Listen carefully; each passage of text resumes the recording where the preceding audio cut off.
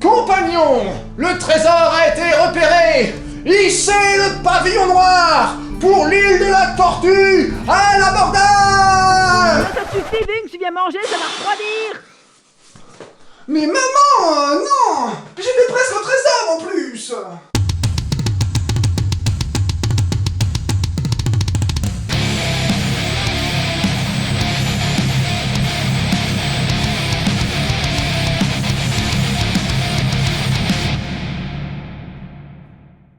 Bon, eh bien, nous y sommes, hein, voilà, fallait bien que ça arrive, à un moment ou à un autre, confinement oblige, on continue les vidéos séparément, hein, chacun de son côté, voilà, pas de Bentech dans cette vidéo, c'est juste ma gueule, voilà, donc je sais pas, peut-être que vous avez pas été sage, peut-être que le karma ne vous aime pas, hein, bah, du coup, voilà, vous êtes obligé de me subir pendant quelques instants, quelques minutes, peut-être 1h30, peut-être 5 heures, mais je ne pense pas parce que sinon je n'aurai plus de place sur ma carte mémoire.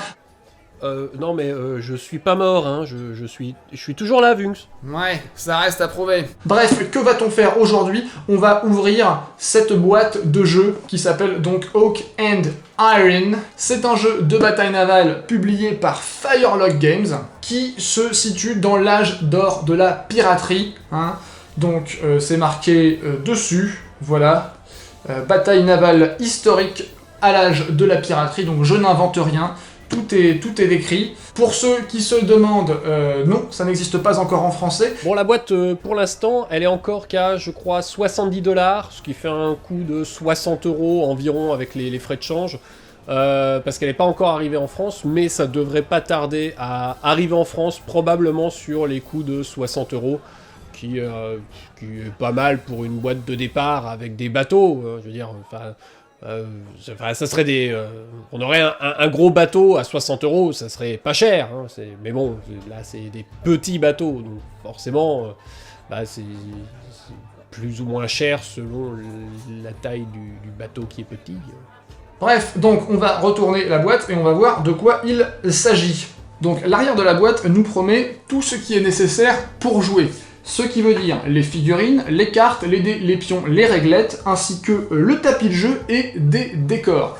Des décors en carton, hein, on est d'accord, pas de décors en 3D, mais du décor quand même. Techniquement, si j'ouvre la boîte, je dois pouvoir jouer très rapidement. Donc ça c'est plutôt pas mal, je trouve que c'est engageant en tout cas. On a bien le sentiment que c'est un produit qui a été bien pensé, pensé pour être le plus accessible possible. Donc au niveau du matériau lui-même, la boîte est très jolie, avec une illustration historique, enfin une peinture dessus, une reproduction d'une peinture, et toutes les boîtes d'expansion qui sont disponibles, ou qui seront disponibles, en fait, suivent le même modèle. Donc on a vraiment cette volonté de s'inscrire dans un paysage historique. Ouvrons la boîte, c'est parti. Ah oui, donc non seulement j'interviens pour le caméo, mais en plus c'est à moi de dire que il faut mettre des pouces, qu'il faut s'abonner, qu'il faut partager la vidéo, qu'on a une boutique Utip pour plein de super objets dedans, que si vous voulez acheter des trucs, même si dans le confinement ça arrive lentement avec les colis, on a des liens affiliés chez Philibert et on a des codes de promo chez MyCénérie par exemple. Je sais pas. Donc en gros, voilà, toi tu fais pas le boulot et tu me le refiles à moi, quoi. C'est bravo. Ouais, non, mais je comprends. Non, mais je vois l'idée. Ouais, non, mais très bien. Non, mais on sous-traite le sale boulot. C'est récurrent. Non, mais je m'y attendais. Je veux dire, voilà, je suis pas là physiquement et forcément, ça part tout de suite en. Voilà. Qu'est-ce que vous voulez, hein? Donc la première planche qu'on a dans cette boîte, c'est une planche de pions. Ils sont évidemment double face. Donc on a la réglette de portée, on a les pions de fortune, on a des pions d'état, niveau de voile, etc. On a évidemment les réglettes de mouvement, on a des pions de tir, on a des pions de sillage pour indiquer les mouvements et ce genre de choses-là. Ensuite, on a une planche de décor cartonné, donc j'ai pas précisé, mais le carton est assez épais, hein. Je crois à la vue de nez, ça fait 2-3 mm quand même, donc c'est bien solide. Et je pense que ça risque pas trop de s'abîmer, ça c'est plutôt bien. Le pré-découpage est plutôt bien fait, j'ai l'impression, parce que on ne déchire rien quand on dépunch le truc, donc c'est vraiment chouette. Pour l'instant, bonne qualité, le matériau est bien. Ensuite, une autre planche de terrain, donc là c'est des îles qui sont double face avec des bancs de brouillard, ça c'est chouette. Ça, on peut varier les plaisirs. Encore une fois, du terrain avec une très grande île et un très grand très grande mare de... Je sais pas comment on dit, un banc de brouillard, non, ça peut pas être ça. Un banc de brouillard. Une flaque de... Non, c'est pas une flaque de brouillard. Bon, on va prendre un mot au hasard. Voilà, donc à chaque fois que je dirais Tractopelle de brouillard, il doit y avoir eu un petit mot qui a été ajouté. Je sais pas, voilà. Ensuite, on a de la drogue. Voilà, donc un petit coupon, a priori qui a expiré mais qui a été prolongé parce que le retard du Kickstarter a fait que, pour s'acheter un tapis de jeu en néoprène, hein, évidemment, avec d'autres petits terrains, et donc j'imagine qu'il y a des îles et aussi des gratin dauphinois de brouillard. Alors ensuite, on a le livret de règles, qui fait en tout et pour tout 30 pages, livret de règles souple, hein. C'est du papier glacé. Là, la qualité un petit peu... Hein, mais en même temps, c'est un livret de règles, qui est d'ailleurs gratuit, téléchargeable sur le site de Firelock, si ça vous intéresse. On va faire un petit tour à l'intérieur, on va jeter juste un petit coup d'œil. Donc le livret en papier glacé en couleur, avec une introduction, les composantes du jeu, avec voilà comment se définit le profil d'une carte, d'un bateau, les cartes d'admiraux, les cartes d'initiative, etc. La liste des composants. Ensuite, on a un quick start, et ça c'est toujours intéressant parce que les quick start, moi j'aime bien ça. Ils expliquent comment faire une première partie rapide sans devoir se coltiner toutes les règles avancées et lire tous les profils. Et ça, c'est bien. Ensuite, page 11 commence véritablement les règles du jeu. Alors ça, on va pas les détailler tout de suite, on fera une vidéo exprès dessus à un moment, peut-être avec Bentech, ou alors si vraiment ce confinement se prolonge beaucoup trop, ce qui est possible, c'est même... malheureusement, une grosse possibilité. Bref, hein, voilà.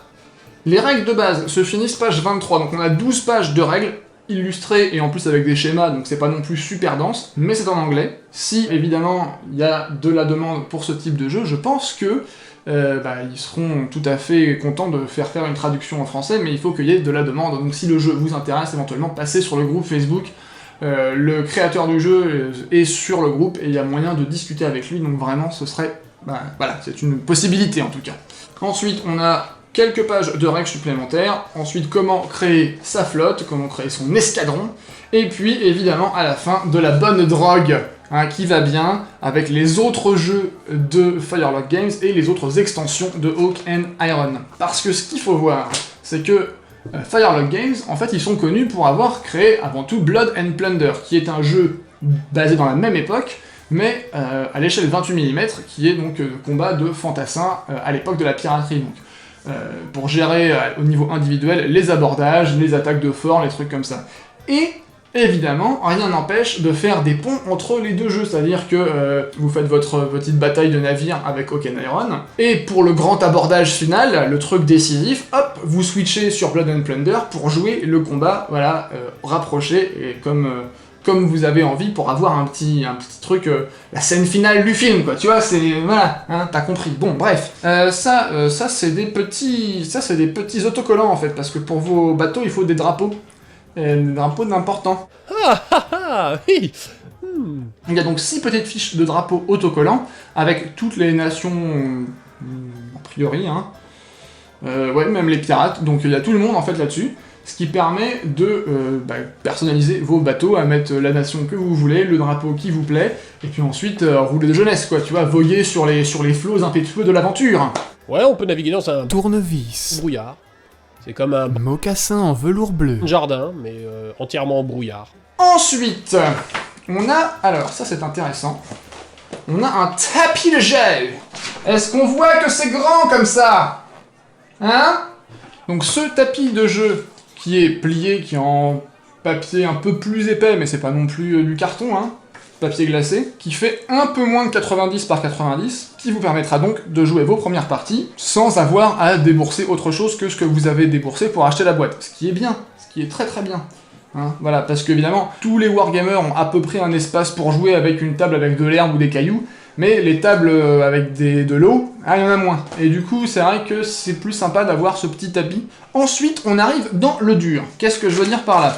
Parce que déjà, on a des dés, 6 dés à 10 faces propriétaires, donc avec les faces spéciales pour jouer à Hawk and Iron, évidemment, parce qu'ils n'ont pas mettre d'autres faces que ça sert à rien, en fait. Tu veux, là, t'as des symboles spéciaux, donc c'est pas... voilà, bref, on a des petits clips, hein, des petits trombones comme ceci, qui permettent de traquer les points de vie sur les cartes de profil, et ça c'est malin encore une fois. Ici on a un paquet de socles transparents, donc des socles transparents qui sont ma foi bien conçus, parce que on a les indications gravées, donc il n'y a rien d'imprimé dessus. C'est des socles transparents, donc ils vont s'adapter à n'importe quel plateau, et si vous voulez les texturer ou quoi, ou rajouter une photo ou quelque chose par en dessous, ils sont légèrement creux, ce qui vous permet de le faire. Ensuite, il y a des petits emplacements exprès pour poser les indicateurs d'état ou de statut, on a les flèches qui indiquent les points pour mesurer le mouvement, etc. Donc je trouve personnellement qu'ils sont assez bien conçus. En tout cas comme ça à première vue.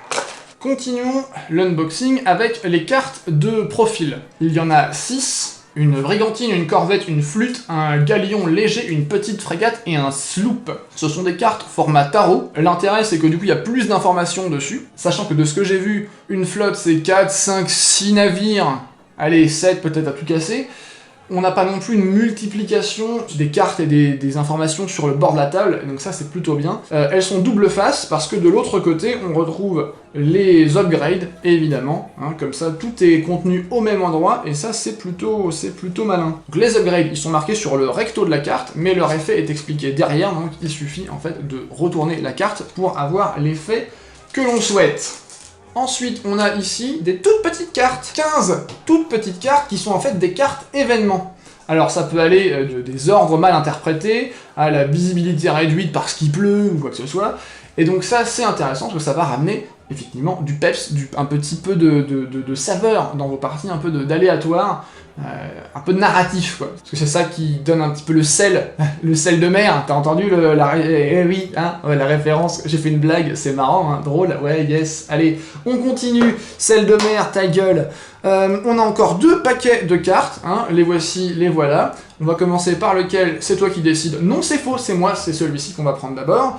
One eternity later. En fait, j'ai ouvert les 2 paquets tout simplement parce que c'était les 2 mêmes, mais ils étaient mélangés. Enfin, mais les 2 mêmes, non, c'était juste plusieurs petits paquets mélangés en 2 gros paquets, tout simplement pour des raisons de packaging. C'est logique. Alors, on a en fait, dans ces 2 paquets, on a 8 mini-decks. On va passer rapidement sur ceux-ci, qui sont en fait les cartes de nation. Les cartes de nation, eh bien, c'est simple, ça explique les bonus des nations, et ça donne un petit historique de la nation en question, sa place sur l'échiquier politique et militaire au XVIIe siècle. Donc, toujours intéressant de se remettre un peu en contexte, moi j'aime bien ça. Ici, on a 6 cartes de mission, en fait, tout simplement, ça permet de déterminer une mission au hasard, et puis d'avoir les conditions de la mission directement sur la table, sans avoir à chercher partout dans le livre de règles, donc ça, toujours bien. Ici, on a les cartes de décor, donc qui t'indique, voilà, ajouter des récifs, ajouter des îles, ajouter... bref. Ici, on a des cartes que je suppose être des cartes de déploiement, mais je suis pas sûr, parce que je connais pas encore tout à fait bien les règles, donc je pense que c'est des cartes de déploiement qui t'indiquent où est-ce que tu dois te déployer. Donc toujours, voilà, dans l'histoire, on est sur l'océan Atlantique, hein, donc c'est assez grand, et l'intelligence, les renseignements, les radars, tout ça, ça n'existait pas. Se servait de pigeons voyageurs à la rigueur, donc pas super précis. Du coup, c'est vrai que les batailles étaient un petit peu dans l'aléatoire. On était sur quelque chose d'assez peu fiable, hein, voilà. Donc, des fois, on était déployé au mauvais endroit, au mauvais moment, et puis fallait bien faire avec. Donc, ça représente ça, je pense. Ces 5 cartes-là, je suis pas trop sûr de à quoi elles servent, mais enfin, c'est des événements supplémentaires. Par exemple, celui-ci, voilà, tiens, brouillard, ajouté 0 à 3. Vidéo sur la circulation des tissus peints du Pacifique en Normandie de 1748 à 1801. De brouillard sur la table. Donc, ce genre des petites subtilités pour donner un petit peu plus de peps à la chose. Ensuite, on a des cartes d'amiraux qu'on paye avec des points. Hein, donc, on voit ici les points qui sont en haut à droite. Non, ça c'est à gauche, en haut à gauche, l'autre gauche. Ils ont en fait tout simplement des bonus, ça donne des bonus aux navires auxquels ils sont affectés, et il y en a un paquet, donc il y a des Français, il y a des Anglais, il y a des Néerlandais, il y a des... je l'ai déjà dit, ça c'est quoi ça? Ah ça c'est un Espagnol, lui il est espagnol. En même temps, Manuel Rivero de Pardal, je pense que oui, il est espagnol. C'est Manuel Rivero de Pardal, le célèbre capitaine russe. Et puis on a des pirates, et puis on a même des gars un petit peu spéciaux, hein. Ils ont un dos un peu particulier, voilà. si j'en trouve un. Voilà, on a par exemple celui-ci, Blackbeard, évidemment, Barbe Noire. Si vous connaissez pas Black Sails en passant, très bonne série, allez voir. Pas du tout historique, hein, mais super cool. Et on a effectivement, évidemment, toujours des randoms, en fait. Pas forcément des mecs super doués, hein.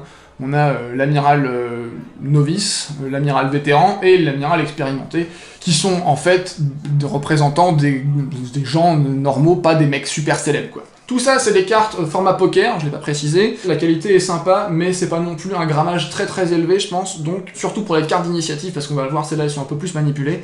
Je pense qu'il vaut mieux les sliver. Avant de passer aux cartes d'initiative, on a les cartes d'upgrade pour les capitaines. Alors, comme l'amiral, en fait, c'est des bonus qui vont s'ajouter au bateau, pouvoir relancer tel ou tel jet de manœuvre, enlever des points de stress ou des points de fatigue, ce genre de choses-là.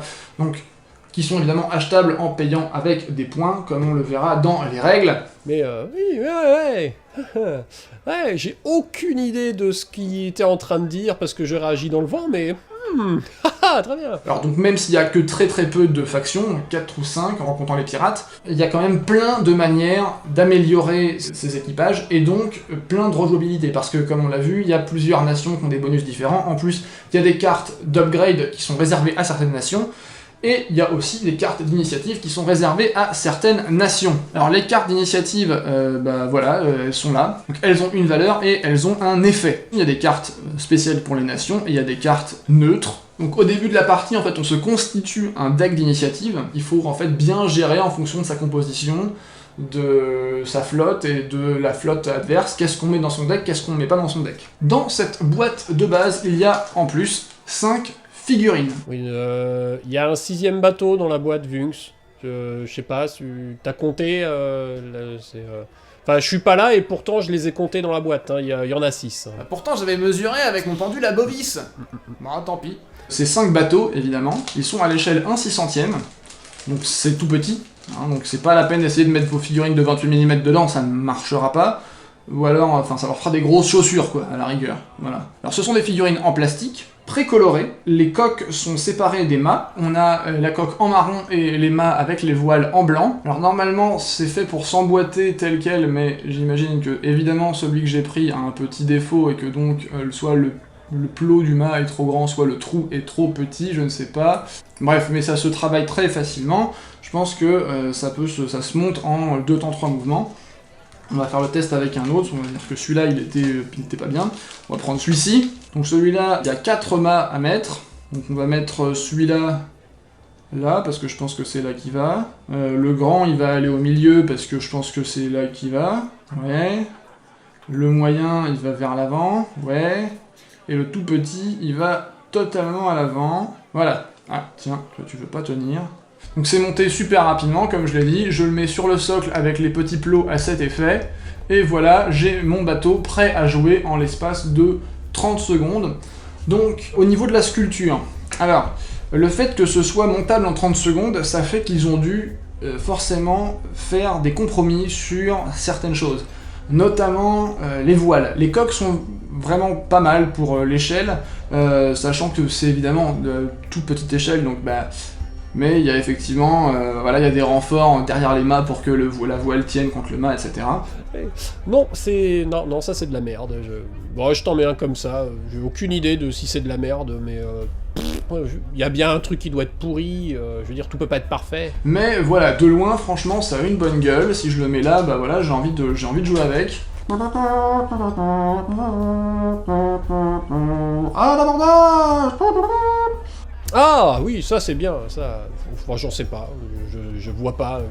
Je tournais ça et je vois pas de quoi il parle, donc forcément c'est probablement bien. Pour un jeu qui, ma foi, je pense, à mon humble avis, passe le test du plug and play haut la main, parce qu'en fait là, en ouvrant la boîte, je pense que en l'espace de 5 minutes, je peux être prêt à jouer. Enfin 5 minutes.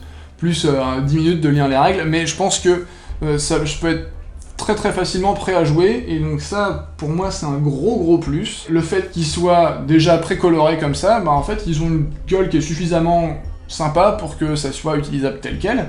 Et petit bonus, évidemment, comme c'est les bateaux du XVIIe siècle et que tout le monde avait plus ou moins les mêmes bateaux, c'est comme à Saga, vous pouvez jouer n'importe quel armée, enfin n'importe quelle nation avec n'importe quel bateau. C'est-à-dire un galion espagnol, ce sera grosso modo le même qu'un galion français, simplement ils serviront des tapas dessus, quoi, au lieu de tête de veau ou le trip à la mode de Caen ou une connerie comme ça, quoi. On pourrait avoir des bateaux d'Afrique, hein, des bateaux de la Gassavane. Parce que dans la Gassavane, il y a des galions. Bref, de toute façon, tous les marins attrapaient le même scorbut, donc en fin de compte, c'est la même chose. Hein. Donc pourquoi est-ce que j'avais envie de parler de ce jeu-là? Pourquoi je trouvais que c'était intéressant? Eh bien, ma foi, parce que j'aime bien les bateaux.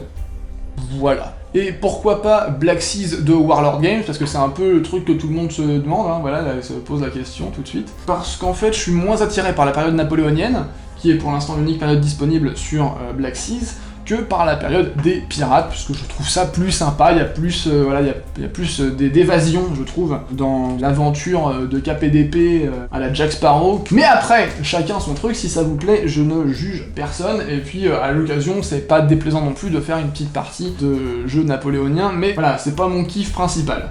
On va quand même juste faire une petite comparaison une fois que les bateaux seront peints. Eh bien, les voilà, ils sont peints, nos fameux 3 mâts, fins comme des oiseaux.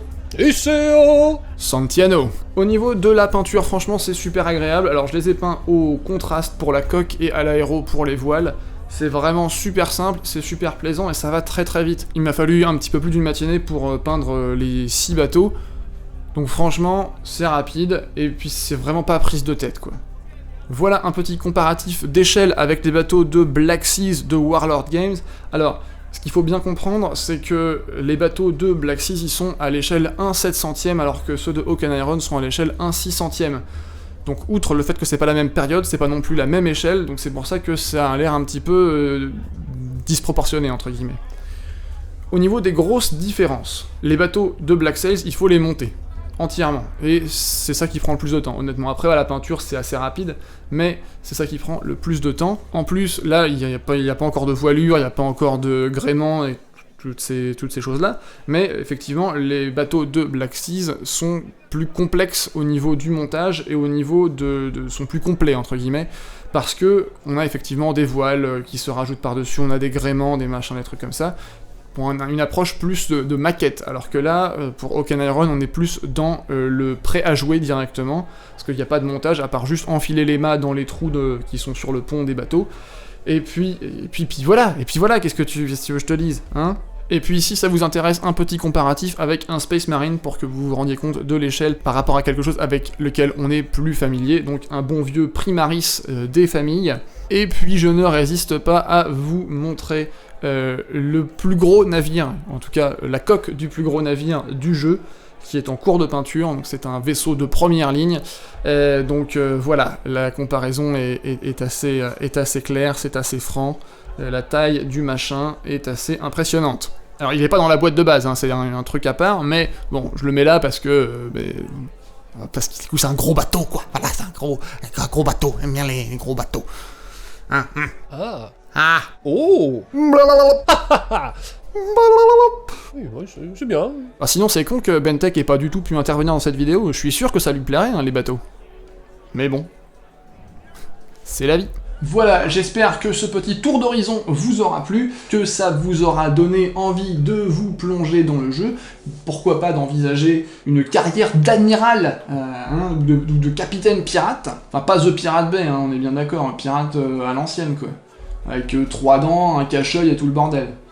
Hein, parce que je vous vois, les pirates informatiques, là, rien à voir. Enfin, c'est moins romantique, les gars, hein, en vrai. Non mais si, faites pas genre...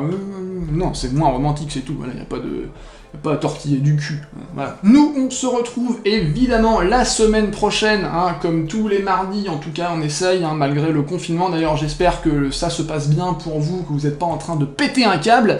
Nous, ça va, pour l'instant, on verra la semaine prochaine, hein, quelque part, voilà, parce qu'on ne sait jamais, si ça se trouve, demain une météorite nous tombe sur la gueule, et puis terminé, voilà, donc... Bon, en ce qui me concerne, moi... En vrai, je suis vraiment très partial parce que c'est un jeu que j'avais repéré depuis longtemps, que j'ai pledgé depuis il y a longtemps sur le Kickstarter, donc mon avis est pas objectif, forcément. Mais je dois lui reconnaître que, pour le prix, on a une promesse de « j'ouvre la boîte, je joue » qui est respectée, avec des composants qui ma foi m'ont l'air de qualité. Et il y a un vrai effort d'ergonomie de prise en main qui a été fait sur les différents composants du jeu pour permettre une approche rapide et une immersion, enfin disons une entrée dans le jeu, somme toute très simple. Donc pour moi ça c'est un gros bon point. Après la qualité des figurines, bah forcément s'en ressent un petit peu, mais ça reste tout à fait honorable j'ai l'impression. Donc encore une fois une note moyenne mais plutôt bonne en fin de compte. Et puis au niveau graphique et au niveau de donner envie en tout cas, enfin du feeling, moi je suis à fond dedans, mais encore une fois là comme je l'ai dit, c'est pas du tout objectif comme évaluation. On se retrouve la semaine prochaine, comme tous les mardis depuis maintenant 2 ans. D'ailleurs, on s'approche bientôt du 2e anniversaire de la chaîne. On va voir si on pourra faire quelque chose d'ici là, parce que, bah, évidemment, vu la situation, c'est pas dit. D'ailleurs, j'espère que votre confinement se passe bien. Ceux qui ne sont pas confinés, j'espère que votre pas confinement se passe bien. En tout cas, protégez-vous, faites gaffe à vous et à vos proches. Dites-leur que vous les aimez, parce que c'est important. Demain, ils ne seront peut-être plus là. Probablement parce qu'ils sont partis à la boulangerie, parce que c'est autorisé d'aller à la boulangerie, même en période de confinement, enfin ça c'est Édouard Philippe qui l'a dit, mais c'est... Bref, on n'est pas là-dessus. Nous on se retrouve mardi prochain, je vous fais des gros bisous, et en attendant, suivez-nous sur Instagram et sur Facebook, parce que c'est là qu'on poste des photos et qu'on est le plus actif. Allez, moi, bisous. À moi le trésor! Ils n'en auront rien, pas une miette!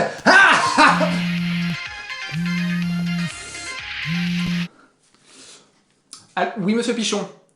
Oui. Je fais le virement de la journée. Bien sûr, merci beaucoup, monsieur. Oui. Au revoir.